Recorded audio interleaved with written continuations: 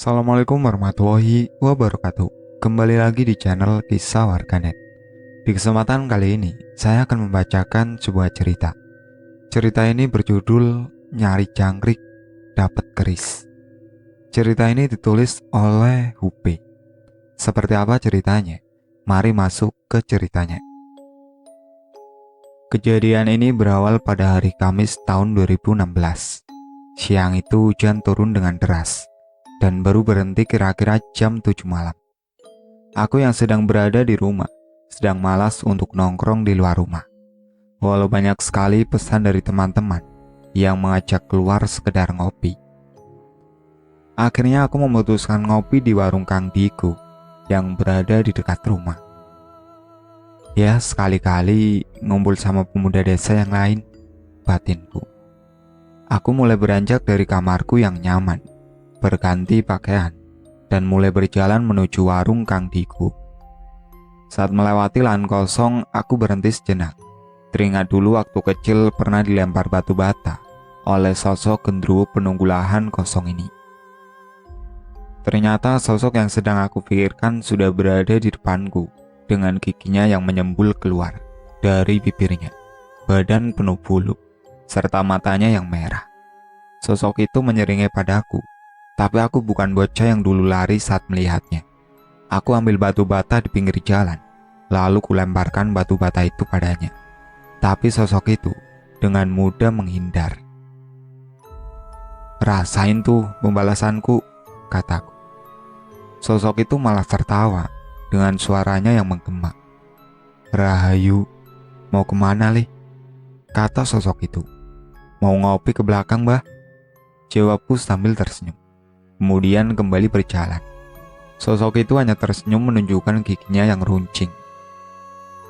Ya, sebenarnya sosok ini sudah tidak pernah menggoda, karena dia sudah mengenal dan jiwa iseng yang membuatku melakukan hal itu. Saat sampai di warung Kang Diku, orang-orang yang sedang ngopi terlihat heran dengan kedatanganku. "Tumben, Kang Hupe ngopi di sini?" tanya seorang warga. "Iya Pak, hujan, malas mau keluar. Ya sekali-kali ngumpul sama tetangga," jawabku. "Pingin ngumpul atau pingin gratisan dari warung Mas Diku?" saut seorang bapak-bapak. "Ya, itu salah satunya Pak," jawabku yang disambut gelak tawa warga. Kang Diku hanya tersenyum saja, melihat tingkahku yang tidak berubah dari dulu. "Kopi apa es, Dek?" tanya Kang Diku. "Kopi, Kang. Masa dingin-dingin minum es?" jawabku. "Ya wis, bikin sendiri aja ya. Dulu kamu juga bikin sendiri," kata Kang Diku. "Siap," jawabku singkat. Dengan segera aku membuat kopi, lalu bergabung dengan pemuda yang lainnya. "Weh, tumben pe ngopi di sini. Biasanya di jogging truk?" tanya Mas Tian. "Iya Mas, bosen. Lagian becek habis hujan," jawabku. "Oh alah, yang sering nongkrong di sini biar makin deket sama warga sini," kata Mas Tian. "Iya," jawabku. Saat sedang nongkrong dengan pemuda yang lain, tanpa sengaja aku mendengar percakapan bapak-bapak yang akan pergi mencari jangkrik untuk memancing dan makanan burung mereka. "Wok, gimana? Jadi nyari jangkrik gak? Nanti jam 9, kata Pak Leman pada Pak Lewo. "Jadi Man, nanti dulu habis ngopi. Saya ganti baju dulu," kata Pak Lewo. "Ya wis, tak tunggu di sini Wok. Kita nyari di sawah saja biar dapat banyak," kata Pak Leman. "Di sawah dekat kuburan itu Man, banyak jangkriknya. Kemarin pas pulang kerja, saya lewat situ. Saya lihat jangkriknya di depan kuburan rame Man," jelas Pak Lewo. "Walah, ya jangan di kuburannya Wok. Di situ kan angker. Kamu kayak nggak tahu saja kuburan itu," kata Pak Leman. "Yo tergantung Man. Kalau di sawahnya sepi, mau nggak mau kita ke situ," jawab Pak Lewo.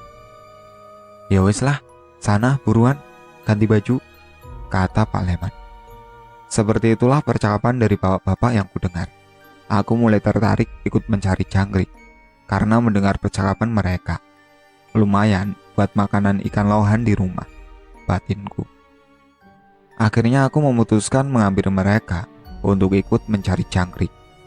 Cak Leman, aku ikut yo nyari jangkrik, kataku. Loh, Mas Upe, buat apa Mas nyari jangkrik? Kata Pak Leman. Buat pakan lohan, Pak, jawabku. Oh alah, ya wes, ayo ikut, kata beliau. Loh, enak toh ditemani Mas Upe, gak usah takut masuk kuburan, saut bapak-bapak yang lain, dibarengi tawa mereka. Bapak ini ada-ada saja, emangnya saya juru kunci? Candaku yang membuat bapak-bapak semakin tertawarnya. Tak berselang lama, Pak Lewo pun datang. Kami pun langsung bergegas menuju sawah dengan bermodalkan senter dan tempat untuk menaruh jangkrik. Sesampainya di sawah, kami langsung disambut oleh kunang-kunang dan suara jangkrik di kanan dan kiri kami. Wah, sepertinya banyak ini, kata Pak Lewo.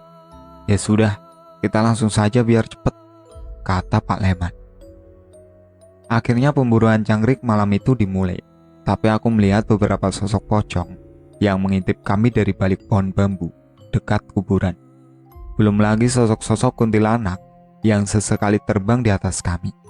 Tapi yang paling menarik perhatianku adalah dua sosok raksasa bertubuh besar dan kekar sedang duduk bersila di tengah sawah yang memiliki gundukan tanah.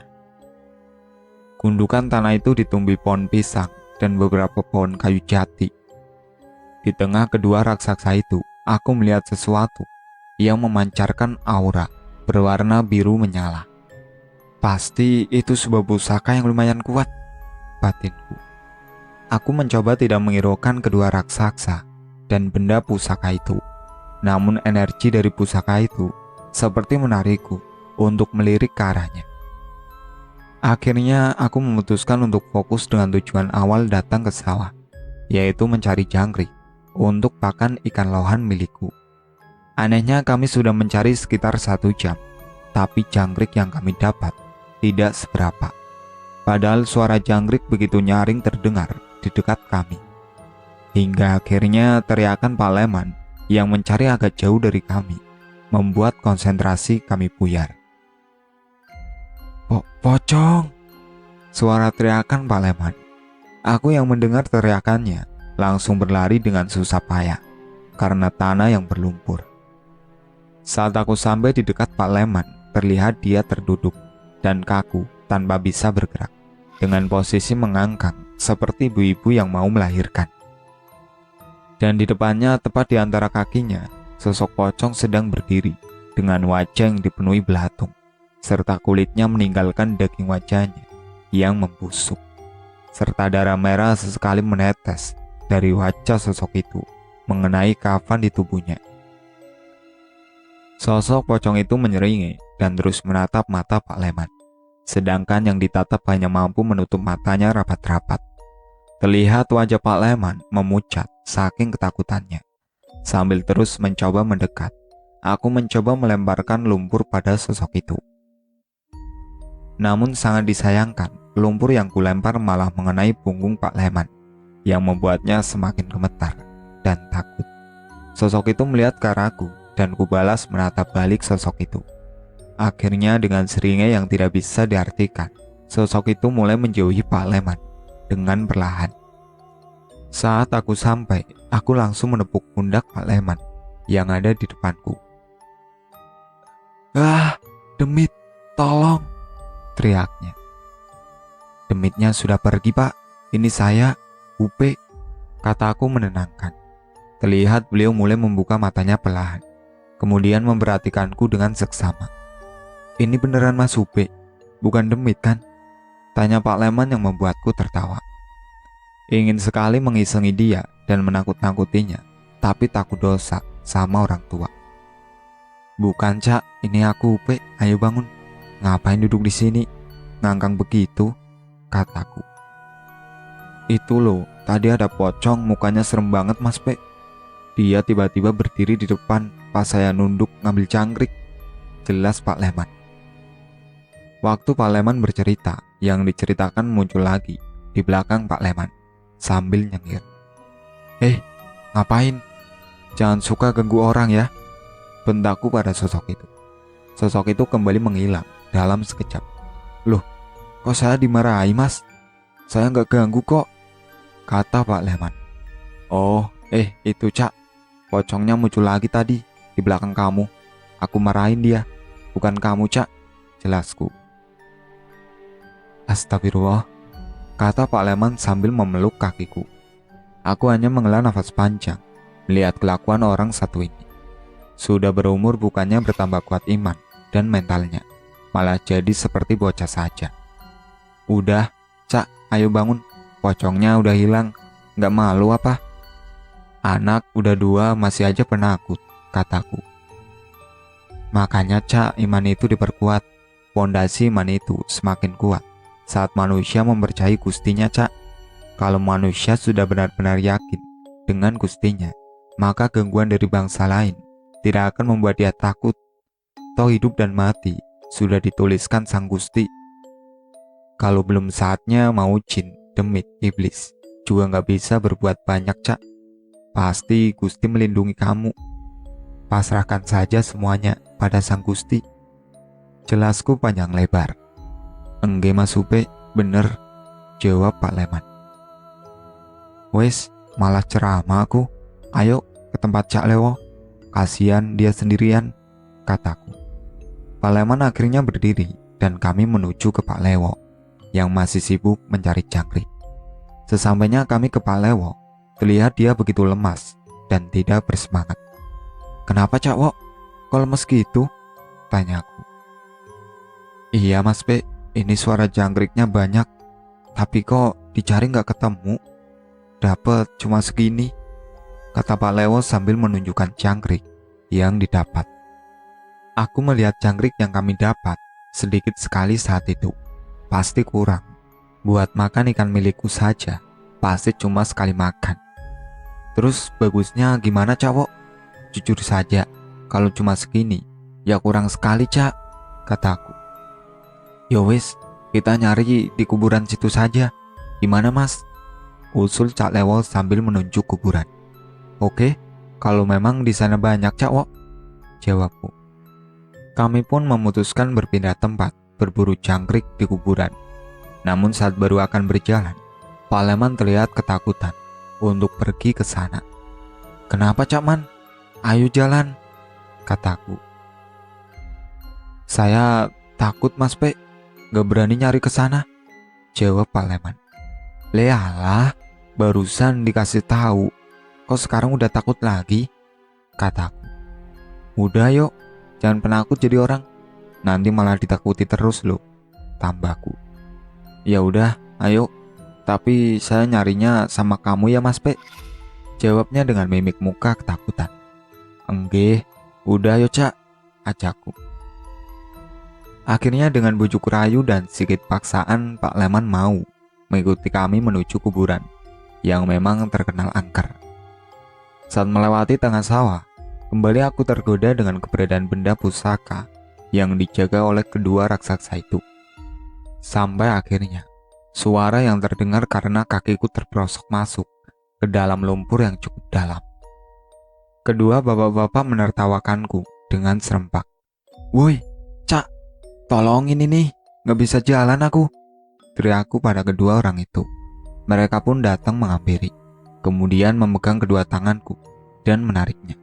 Perlahan aku pun keluar dari dalam lumpur yang membuatku tidak bisa bergerak itu. Oh alah Mas, kok bisa sampai masuk ke lumpur itu loh? Ngelamunin apa sih? Ledek Pak Lewo. Ngelamunin pacar lah Wo, orang masih muda, masa ngelamunin anak istri kayak kita, saut Pak Leman. Halah, ngomong apa sih? Nggak bapak-bapak, nggak ibu-ibu, sama saja gosip mulu, kataku. Akhirnya kami pun melanjutkan perjalanan menuju ke arah kuburan. Saat di tengah jalan, Pak Lewo kembali menggodaku dengan pertanyaannya. Lagian kamu di tengah sawah kok melamun Mas Pe? Nanti kesambet lu, goda Pak Lewo. Mana ada demit berani masuk ke Mas Upe kok? Yang ada demitnya yang dirasuki, sahut Pak Leman. Aku hanya diam saja mendengar mereka terus menggodaku. Bercanda Mas Pe, gitu aja ngambek. Jangan dimasukin hati ya, biar nggak ngantuk, kata Pak Lewo. Iya Cak, santai saja, kataku. Paling nanti kalau jiwa isengku kambuh, kalian korbannya, batinku. Akhirnya sampailah kami di depan kuburan. Ya, tidak heran kalau kuburan ini dibilang angker. Baru di depan pintu masuk saja, banyak sosok yang menyambut kami. 5 sosok kuntilanak sedang bergelayutan di pohon Kamboja. Kemudian, 2 sosok yang sama duduk di pagar tembok kuburan. Di dalam banyak sosok pocong, siluman ular. Kemudian tidak ketinggalan, genderuwo yang duduk di tempat gelap, sehingga matanya yang merah terlihat menyeramkan. Tapi di balik itu semua, ternyata benar, jangkrik di tempat ini sangat banyak. Semoga saja para sosok ini tidak menampakkan diri pada kedua bapak ini. Pasti auto kabur mereka, batinku. Kami pun langsung mengambil jangkrik yang melompat ke sana kemari dengan cepat. Tidak butuh waktu lama, jangkrik yang kita dapat cukup banyak. Cukup untuk kami bertiga. Namun saat akan pulang, kami dicegat oleh sosok genderuwo yang kulihat sedang duduk di tempat gelap tadi. Mas P, tubuh saya kok berat sekali ya, ucap Pak Leman. Otomatis aku langsung melihat ke arah beliau. Betapa terkejutnya aku melihat Pak Leman sedang dipeluk oleh sosok kuntilanak dengan muka yang berantakan. Setengah wajahnya melepuh dengan banyak nanah. Sosok itu tersenyum ke arahku sambil terus memeluk Pak Leman, bahkan sampai beliau terduduk karena tidak kuat berjalan. Belum sempat aku menolong Pak Leman. Astagfirullah, Mas Supe, itu ada genderuwo di depan kita, teriak Pak Lewo sambil berlari ke arahku. Iya Cak, aku sudah lihat dari tadi, jawabku. Gimana ini Mas? Kita dicegat, saya nggak berani Mas, kata Pak Lewo. Udah Cak, aku urusin Cak Leman dulu, kataku. Aku langsung menuju ke arah Pak Leman yang berada tidak jauh di belakangku. Saat sampai aku langsung membaca mantra di telapak tanganku, kemudian menempelkannya pada sosok kuntilanak yang memeluk Pak Leman. Seketika kuntilanak itu berteriak, "Pergi kamu, jangan menggoda mereka yang tidak mengganggumu," kataku pada sosok itu. Pak Lewo dan Pak Leman hanya pelongo-pelongo melihatku. Aku mau ikut dia, aku mau ikut orang ini, kata kuntilanak itu. Pergi, atau aku bakar. Gak ada ikut-ikut. Sudah, kamu di sini saja, bentakku. Aku ikut, pokoknya aku ikut, kata si Kunti ngeyel. Tanpa banyak bicara, aku langsung menempelkan telunjukku pada sosok itu sambil membaca mantra. Ah, panas, ampun, panas. Iya, saya pergi, ampun. Teriak Kunti itu meraung-raung kepanasan. Akhirnya si Kunti itu pergi dari tubuh Pak Leman. Gimana Cak? Udah entengan badannya? Tanyaku. Sudah lumayan Mas. Tadi itu saya kenapa Mas? Jawab Pak Leman sambil menggerakkan badannya. Oh, itu tadi ada Kunti yang numpang gendong sama kamu Cak. Mau ikut kamu katanya, jawabku. Astagfirullah, ih serem. Tapi sudah hilang kan Mas? Tanya beliau. Alhamdulillah, sudah Pak. Nanti pulang dari sini mandi, terus ambil wudhu, kataku. Iya Mas, jawabnya. Satu masalah selesai, tapi masalah belum berakhir sampai di sini saja. Masih ada sosok genderuwo yang mencegat kami di depan pintu. Aku memberi waktu Pak Leman untuk istirahat sebentar. Begitu juga Pak Lewo ikut duduk sambil menaruh wadah berisi jangkrik di sebelahnya. Sambil menunggu mereka beristirahat, aku kembali fokus pada benda pusaka itu. Apa aku tarik dari sini saja ya? Kalau ku tinggal, kedua orang ini pasti takut, batinku. Akhirnya aku memutuskan menarik benda itu dari posisiku sekarang. Aku mulai duduk bertumpu pada satu kaki dan menempelkan tangan kananku pada tanah. Kemudian mulai membaca mantra. Tidak disangka, pusaka yang sedang aku tarik merespon. Benda itu datang dengan cepat ke arahku. Sekelebat cahaya langsung mengarah lurus ke arah kami. Terdengar suara dari benda itu menabrak beberapa nisan hingga akhirnya jatuh di dekatku. "Loh, Mas P, suara apa itu?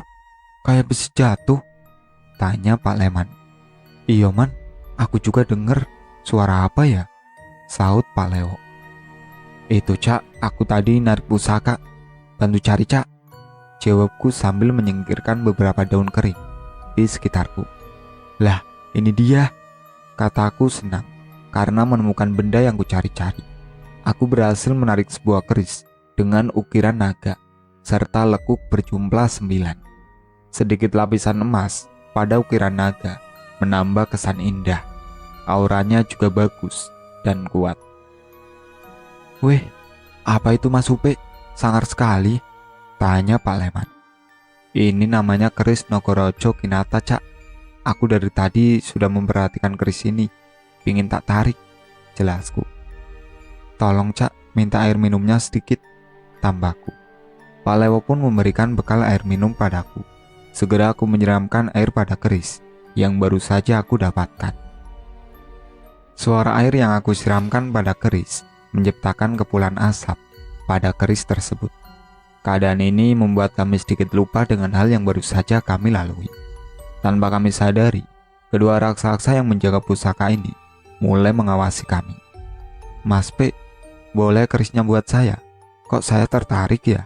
Saya janji nanti saya rawat baik-baik Mas P," kata Pak Lewo. "Boleh Cak, kalau kerisnya memang mau sama sampean. Coba pegang saja dulu," kataku sambil memberikan keris pada Pak Lewo. "Aduh, panas Mas," kata Pak Lewo sambil mengembalikan keris tersebut padaku. "Kenapa cowok?" tanyaku. "Nyetrum Mas, panas tanganku sampai merah," kata Pak Lewo sambil menunjukkan telapak tangannya yang merah. "Berarti kerisnya memang gak mau sama sampean," kataku. "Ya sudah, ayo pulang aja Mas P, udah malam," saut Pak Leman. Tiba-tiba terasa guncangan di dekat kami, serta suara seperti bambu bergesekan. Spontan kami semua menoleh ke asal suara tersebut. Kami bertiga pun sangat terkejut melihat tangan raksasa penuh bulu sedang membelah bambu yang ada di pinggir kuburan. "Ya Allah, apa itu Mas Upe?" teriak Pak Lewo. "Lari Wok, ayo lari," teriak Pak Leman sambil menarik tangan Pak Lewo. Tak berselang lama muncul wajah yang sangat besar dengan matanya yang merah menyala serta rambutnya yang sebesar bambu-bambu itu. Seketika karena panik, Pak Lewo melemparkan wadah berisi jangkrik yang kami kumpulkan dengan susah payah. Kemudian mereka berdua langsung berlari tanpa memperdulikan aku yang masih berada di situ. Entah kenapa tanpa adanya mereka berdua, aku malah merasa lebih leluasa. Aku pun berjalan keluar kuburan itu, lalu menuju kembali ke sawah. Aku ingin sekali berbicara dengan kedua sosok raksasa itu. Sesampainya di depan kedua sosok itu, aku langsung diserang tanpa aba-aba. Ada suara benturan energi kami. "Woi, ngapain kalian menyerangku?" teriakku pada mereka. Salah satu sosok itu hanya menunjuk keris yang sedang kupegang. "Ini, keris ini yang memilikiku, bukan aku yang memaksanya," jelasku. Aku pun duduk bersila di tengah sawah sambil membaca mantra. Keris itu aku tempelkan pada dahi sambil terus membaca mantra. Tiba-tiba keris itu bersinar tepat di depan mataku. Keris itu berubah menjadi sosok ular raksasa bermahkota dan mulai melilitku. Bukan melilit melukai, tapi melilit melindungi. Kedua raksasa itu terlihat mulai tenang dengan kemunculan ular raksasa tersebut. Ular yang melilitku langsung menghampiri kedua sosok raksasa itu, lalu mengajak mereka menjauh dariku. Entah apa yang mereka bicarakan, sosok ular itu kembali menjadi keris dan menancap pada tanah tepat di depanku. Sedangkan kedua sosok raksasa itu kembali duduk di tempat awal aku melihat mereka. Akhirnya aku kembali menuju warung Kang Diku dengan membawa keris yang aku bungkus dengan kain spanduk yang aku robek di jalan sekitaran sawah. Saat perjalanan pulang, entah kenapa sepertinya banyak sosok yang melihatku. Biasanya para sosok itu biasa saja denganku. Saat aku perhatikan dengan seksama, ternyata para sosok itu memperhatikan bungkusan yang aku bawa dan mereka terlihat ketakutan. Ada apa dengan keris ini? Nanti aku tanyakan ke Eyang Seto sajalah, batinku. Aku pun melanjutkan berjalan menuju ke warung Kang Diku. Saat di tengah jalan, aku bertemu dengan seseorang tetanggaku yang duduk melamun di depan balai desa. Ngapain Pak Karso duduk di balai desa malam-malam begini? Batinku. Akhirnya aku memutuskan untuk menghampirinya. Assalamualaikum, salamku yang mengagetkan Pak Karso. Waalaikumsalam, jawab beliau. Oh, DUP, dari mana ini? Kok kotor-kotor begitu? Tambah Pak Karso. Ini Pak, dari sawah, nyari jangkrik. Tadi bareng sama Cak Lewo dan Cak Leman, malah ditinggal aku, jawabku. Bapak sendiri ngapain di sini? Melamun sendirian, nanti kesambet loh, tanyaku sambil duduk di sampingnya. Iya, ini saya lagi mikirin masalah rumah tangga, Dik, jawabnya. Masalah apa toh Pak? Monggo cerita. Ya walaupun saya belum berumah tangga, tapi barangkali aku bisa membantu, kataku sambil membakar sebatang rokok dan nihil. Jadi begini Dek, saya mau cerai sama istri. Dia itu disuruh nemenin saya ke kondangan temen. Dandannya masa seadanya, kan kondangannya di gedung. Terus pas kondangan, saya lihat istri teman-teman saya pada hebat-hebat. Ada yang jadi ustadzah, ada yang punya bisnis online, ada yang jadi manajer. Hebat-hebat lah pokoknya. Gak seperti istri saya, kumel mulu. Curhat Pak Karso panjang lebar. Aku hanya tersenyum mendengar curhatannya. Pak, sampean iki kurang bersyukur jadi orang. Coba Bapak pikir, seandainya istri Bapak banyak melakukan hal hebat, seperti yang dilakukan para istri teman Bapak, belum tentu dia mau sama Bapak.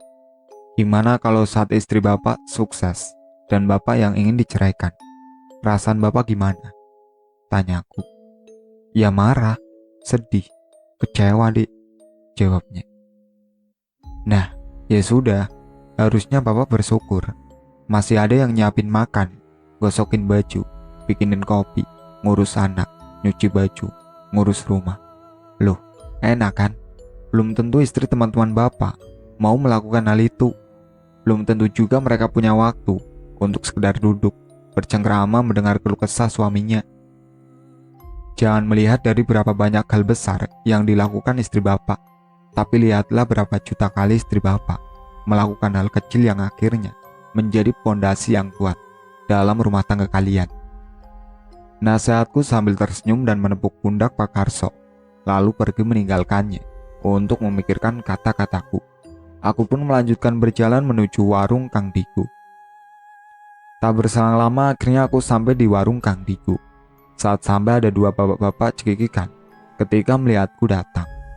Wong stres, berangkat bareng pulang ninggalin, kataku sambil duduk di pinggiran gapura. Lah, takut Mas, saya baru kali ini melihat kuto. Ih, serem, kata Pak Lewo. Iya Mas, masa tiba-tiba kepala buto nongol dari balik bambu? Ya refleks kita lari, bela Pak Leman. Halah, ya wis lah Cak, kapok, gak dapet jangkrik, dapet capek doang, ejekku. Lah, kamu juga gak dapet jangkrik kan Mas? Tawa Pak Lewo. Tapi aku dapat ini, kataku sambil menunjukkan buntelan kain spanduk. Apa itu Dek? Tiba-tiba Kang Diko bertanya padaku. Keris Kang, aku tarik tadi di sawah, jawabku. Sih, coba lihat aku, kata Kang Diko. Nih, monggo, jawabku sambil memberikan keris tersebut. Kang Diko membuka bungkusan tersebut, kemudian melihat keris yang ada di dalamnya. Dapat di mana kamu Dek? Mantap ini, kata Kang Diko. Loh, gak kesetrum Pak Mas Diko. Aku tadi megang kesetrum, terus panas, kata Pak Lewo. Aku dan Kang Diko yang mendengar ucapan Pak Lewo hanya tersenyum saja, tanpa menjawab. Dapat dari sawah Kang, tapi selama ini aku gak pernah lihat keris ini. Padahal aku sering main ke sawah, kataku. Keris pendatang ini Dek. Dia terbang ke sana kemari, mencari orang yang cocok sama dia, jelas Kang Diko. Ya udah, ini kamu mandiin dulu, terus minyakin. Cocok ini keris sama kamu. Oke Kang, ya sudah, aku mandi dulu, kataku sambil menerima keris tersebut. Sebenarnya masih banyak yang ingin aku tanyakan pada Kang Tiku tentang keris ini, termasuk tentang kenapa sosok yang aku temui di jalan terus menatap keris ini. Akhirnya aku pun berjalan menuju rumah untuk mandi. Akhirnya setelah selesai mandi, kembali duduk di kasurku sambil melihat keris Nogorojo Kinata tersebut. "Dek, dapat pusaka ini dari mana?" tanya suara perempuan yang sempat mengagetkanku. Ternyata suara tersebut berasal dari Mbak Putri yang tiba-tiba muncul di belakangku. "Kebiasaan, kalau muncul mbok ya salam dulu," kataku. "Adik Mbak sekarang pinter ya, udah bisa nasihatin aku." Iya Rahayu," kata Mbak Putri. "Rahayu Mbak, ini tadi aku dapat dari sawah belakang, gak tahu juga energinya bagus menurutku. Terus aku juga merasa tertarik tadi Mbak. Ya sudah, aku coba tarik. Dia respon langsung datang ke aku. Jelasku ke Mbak Putri. "Gimana menurut sampean tentang keris ini Mbak?" tanyaku. "Menurut Mbak, keris ini cocok sama kamu Dik. Dia sudah terbang ke sana kemari, mencari orang yang cocok dengannya, sampai akhirnya bertemu kamu," kata Mbak Putri. "Sama seperti yang dibilang Kang Rigo," batinku. "Aku punya banyak pertanyaan tentang keris ini Mbak. Jadi aku mau bertanya ke Yang Seto biar jelas," kataku. Akhirnya aku mulai duduk di lantai sambil membaca mantra dan mencari keheningan sejati, di mana Yang Seto selalu berada di sana. Tak berselang lama, hawa di kamarku berubah drastis. Hawa keberadaan orang yang selalu menjaga dari segala bahaya terasa sangat kuat di sini. Semua sosok yang berada di rumahku seketika langsung berhenti dengan aktivitasnya dan memberi salam pada sosok terkuat dan tertua di rumah ini. "Rahayu Eyang," salamku dan Mbak Putri pada Yang Seto. "Rahayu," balas Yang Seto. "Ada apa Leh? Kamu mau bertanya soal sejarah keris yang baru saja kamu dapat," kata Yang Seto. Aku tahu tidak perlu menjelaskan apa maksudku memanggil beliau, karena beliau selalu mengawasi apapun yang aku lakukan. Tiba-tiba saja keris yang aku taruh di depanku bergerak-gerak dan memunculkan cahaya berwarna biru terang. Hingga akhirnya muncullah sosok ular bermahkota. Tidak hanya sampai di situ, ular itu kembali merubah wujudnya. Kali ini menjadi sosok pria setengah tua dengan jenggot dan berambut panjang, memakai baju berwarna hitam dengan sedikit hiasan putih. Sosok itu membungkuk dan memberi salam pada Yang Seto. "Rahayu Yang Seto," salam dari sosok tersebut. "Rahayu Dirgo Laksmono," jawab Yang Seto. "Loh, kok kalian saling kenal?" tanyaku keheranan. Bahkan aku belum tahu nama sosok yang ada di keris tersebut. Tanpa menjawab, Yang Seto hanya tersenyum sambil mengelus kepalaku. Jujur aja aku sangat suka saat Eyang mengelus kepalaku, serasa kembali menjadi anak kecil. "Maaf Eyang, siapakah pemuda yang sangat Eyang sayang ini?" tanya Mbak Dirgo. "Dia cucuku, keturunanku yang selalu kujaga," jawab Eyang Seto. "Jadi begitu, pantas saja aku merasakan hawa keberadaan Eyang padanya dan akhirnya memilih dia," kata Mbak Dirgo. "Tunggu, pertanyaanku belum kalian jawab," kataku. "Jadi keris yang kamu dapat itu adalah bekas milik salah satu adipati di Majapahit. Yang menjaga adipati itu ya Dirgo Laksmono ini. Dan kenapa setiap sosok yang kamu lihat merasa terintimidasi adalah karena adanya sosok Dirgo Laksmono di keris tersebut," jelas Eyang Seto. "Oh, jadi begitu. Baiklah, aku udah paham sekarang," jawabku. "Dirgo, tinggallah di sini dan jagalah keturunanku bersama dengan Sundari Putri serta Mus. Kalian bertiga yang akan aku percaya untuk menjaga cucu ini," kata Yang Seto. Akhirnya Mbak Putri, Mbak Agung, serta Mbak Dirgo menjadi sosok kepercayaan Eyang di sini. Dan inilah awal terbentuknya 3 penjaga Hubei. Kalau kata Wahyu Subu, sang pemimpin 3 legenda Sanin. Itulah akhir ceritanya. Sekian dari saya. Wassalamualaikum warahmatullahi wabarakatuh.